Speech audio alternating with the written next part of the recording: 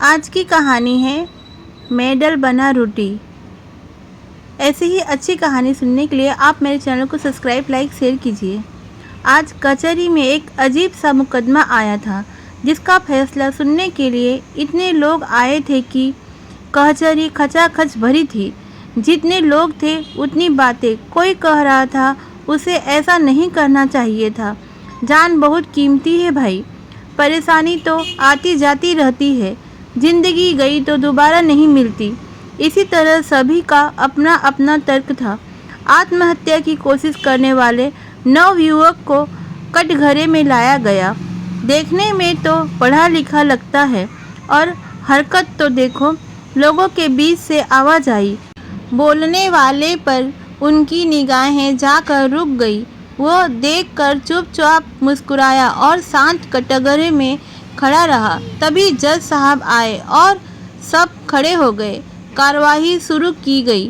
सरकारी वकील ने अपनी दलीलें पेश करनी शुरू की। आत्महत्या की कोशिश शहर के बाहर बहने वाली नदी में की गई थी, पर वहां लोगों का आना जाना लगा रहता था। इसी कारण उसकी जान बचाई जा सकी।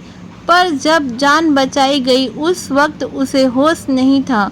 पुलिस को बुलाया गया तो पुलिस कर्मचारी ने उसे सरकारी अस्पताल लेके गए। वहां जब पूछा गया तो पता चला कि उसे जिंदगी से मुक्ति पाने के लिए आत्महत्या की कोशिश की थी। इसके पीछे और किसी का हाथ नहीं है। बहुत जोर देने पर उसने और कुछ ना बता पाया। सरकारी वकील ने कार्यवाही शुरू की। जज साहब, ये शख्स जिसका नाम विश्वास है ने अपनी आत्महत्या की पूरी कोशिश होश हवास में की है। कारण पूछे जाने पर इसका बस इतना कहना है कि ये जिंदगी से आज़ादी चाहता है, पर यह कानून जुर्म है। इसीलिए मैं चाहता हूं कि इसे दफ़ा 309 के तहत 1 साल की सज़ा दी जाए। इतना सुनने के बाद भी उसके चेहरे पर एक अजीब सी मुस्कान थी। जज साहब ने पूछा, क्या तुम्हें अपनी सफाई में कुछ कहना है? उसने मुस्कुराते हुए अपना सर ना में हिलाया। बस फिर क्या बाकी था। जज साहब ने अपना फैसला सुनाया और उसे 1 साल कैद की सज़ा सुनाई। उसे जेल में ले जाया गया। धीरे धीरे दिन बीतने लगे। उसकी जेल के अन्य कैदियों से दोस्ती हो गई थी। सब बड़े दिल वाले थे। कोई चोरी करते पकड़ा गया था, कोई कत्ल करके आया था। सब में अच्छी बनती थी। वहाँ एक दूसरे के हमदर्द बन गए थे। सब एक दूसरे से अपने दिल की बातें किया करते थे।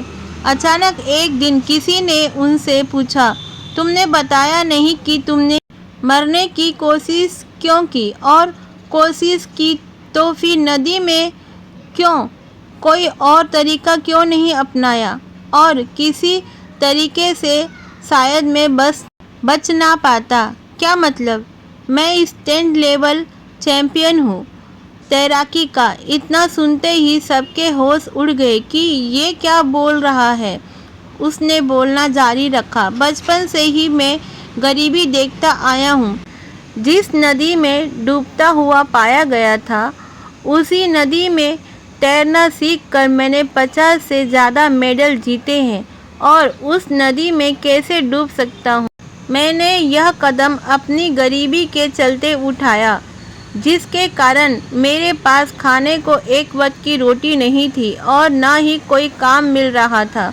तभी अचानक मैंने सोचा कि क्यों न आत्महत्या कर लूँ। फिर याद आया कि आत्महत्या एक गैर कानूनी है और 1 साल की सज़ा है।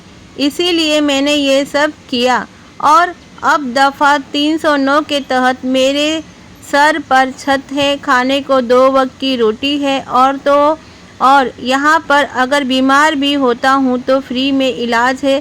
बस इसीलिए यहाँ आ गया।